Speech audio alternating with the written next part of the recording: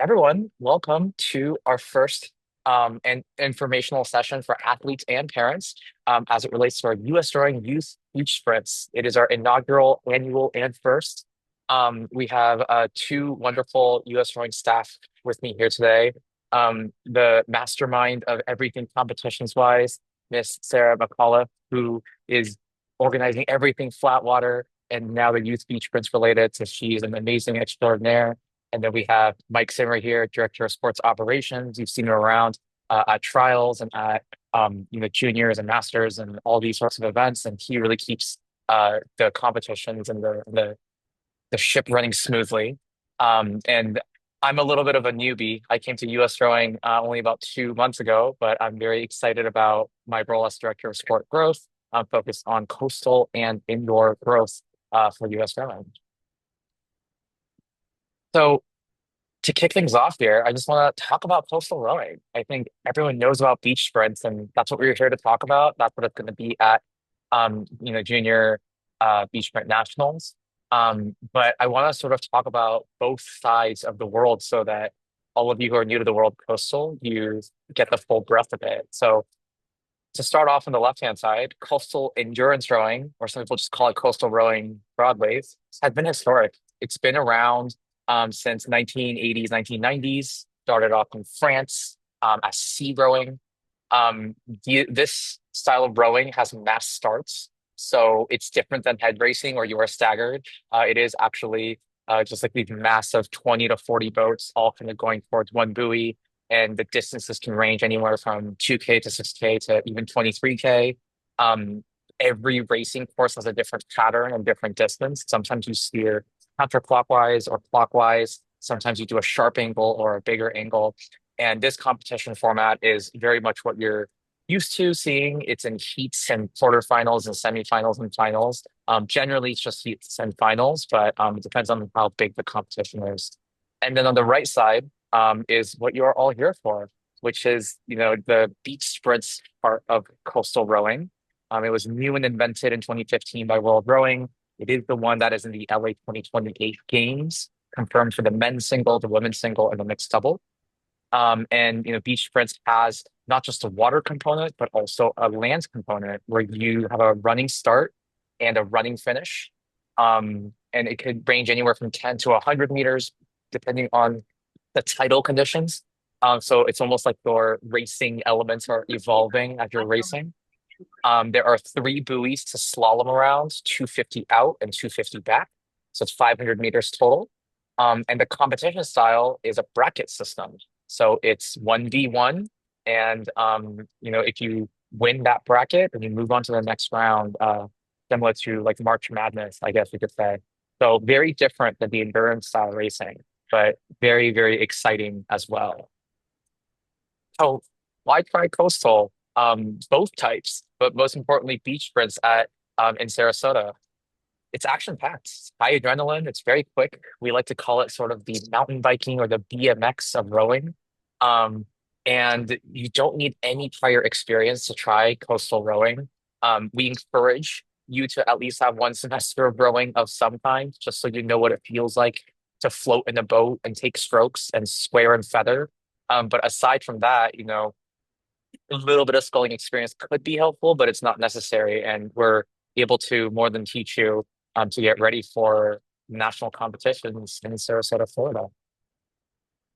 So this is just a couple ways of how action-packed coastal rowing can be, right? At the start line, you sort of see all these waves popping up. You can even see the quad in the upper right-hand corner, getting a little bit of airtime. That was at the World Championships last year in Italy. But you also see folks doing what we call entries and exits in the bottom half, where people are running into the boat or jumping out of the boat.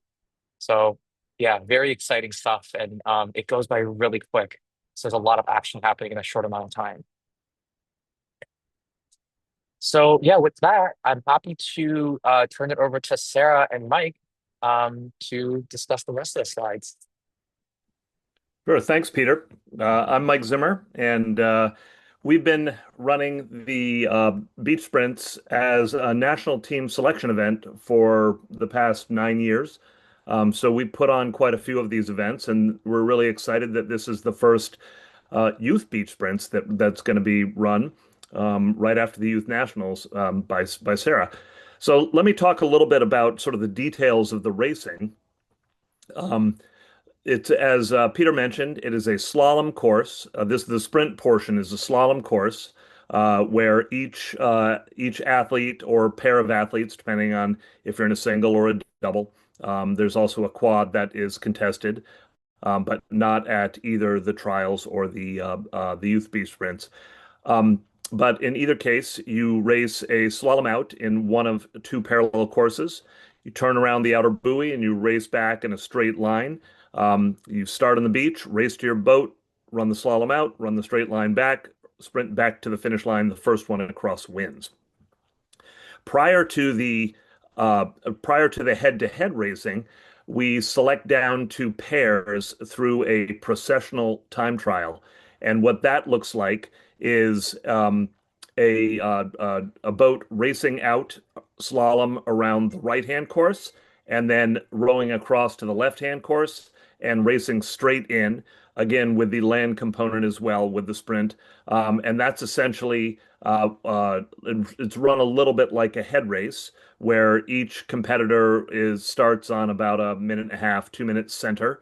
And the time that you get for your completion places you into the next round.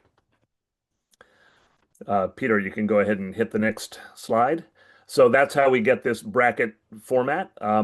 If there are enough entries, then that processional time trial seeds you into the bracket format, and then it's head-to-head racing down to the A final. We'll also run B, C, and D finals at the youth portion of this. At the trials, we only select down to 8, but that's a different event. Um, and the head-to-head racing occurs after the time trials happen. So the head-to-head racing happens in very quick succession. Centers are typically 5 minutes in the first round. They go to about 7 minutes in the second round, and I think they're up to 9 minutes for the final rounds. So it is very fast-paced. You do keep moving.